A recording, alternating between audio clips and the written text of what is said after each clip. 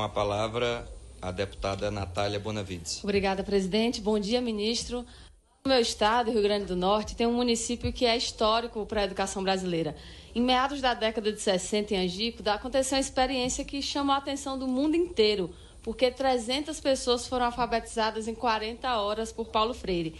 E lá nós temos hoje a Universidade Federal Rural do Semiárido, a UFESA, e junto do IFRN e da UFRN formam um cinturão da esperança para muitos jovens do Rio Grande do Norte, suas famílias, seus trabalhadores e para a região. E essas instituições estão duramente atingidas pelo corte do governo. Corte sim, porque o dinheiro sumiu do sistema dessas instituições. E se fosse contingenciamento, eles apareceriam bloqueados, mas foram cortados.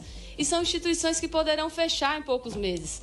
O corte enseja a demissão de mais de 1.500 terceirizados da UFRN, cujo serviço o senhor sugeriu de forma debochada nessa semana que fossem substituídos pela mão de obra gratuita dos estudantes.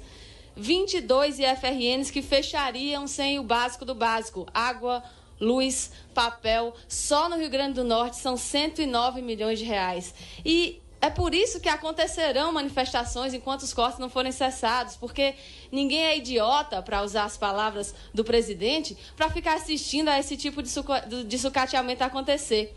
E os fundamentos apresentados para os cortes são totalmente contraditórios e não se sustentam. Um dos fundamentos foi a destinação de valores para a educação básica, mas os dados demonstram o contrário. O corte na educação básica foi de 2,4 bilhões. E o mais novo fundamento é, na verdade, uma chantagem.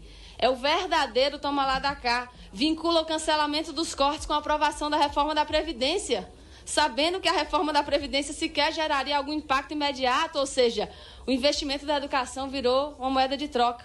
Uma área estratégica para o desenvolvimento do país virou barganha. E pensar que a primeira retórica foi de que as universidades promoveriam balbúrdia. Ou seja, é um verdadeiro emaranhado de contradições. Paulo Freire dizia que a palavra é a porta de entrada para o mundo. E diante disso tudo eu me preocupo com o valor da palavra do senhor. O valor que o povo brasileiro pode dar para as palavras que o senhor apresenta aqui hoje. Um dia diz uma coisa, outro dia diz outra coisa. O governo anuncia o fim dos cortes, depois volta atrás, ficando evidente que os cortes são uma escolha política. E tudo parece acontecer por causa de uma guerra ideológica liderada pelo governo. Então eu pergunto, qual o valor que as pessoas darão à palavra do senhor e do governo? Qual é a retórica que vai ser confirmada hoje? Ou vamos ter uma retórica nova? O senhor projeta qual legado para a sua gestão? A desestruturação das universidades, dos centros de pesquisa, dos institutos federais? Ou diante do debate público que foi aberto, é possível que os cortes sejam revistos e quando? Obrigada, presidente.